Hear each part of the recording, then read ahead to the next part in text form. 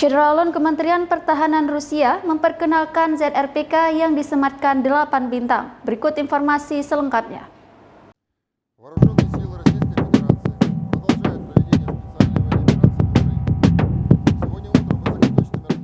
Syederalun Kementerian Pertahanan Rusia memperkenalkan ZRPK yang disematkan 8 bintang. ZRPK adalah kendaraan anti pesawat dengan pelontar rudal jarak pendek.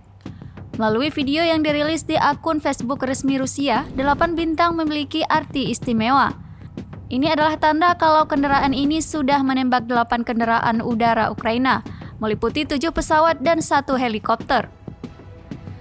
Sebelumnya, Kementerian Pertahanan Rusia mengumumkan sudah menjatuhkan 125 pesawat, 91 helikopter, 394 pesawat tak berawak.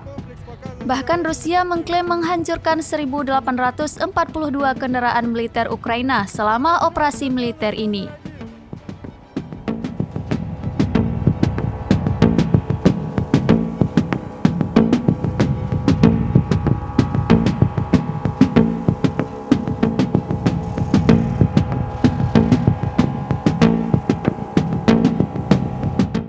Demikian informasi kali ini Syederalun mengenai konflik Rusia dan Ukraina. Tetap saksikan terus informasi lainnya di kanal YouTube Serambi On TV.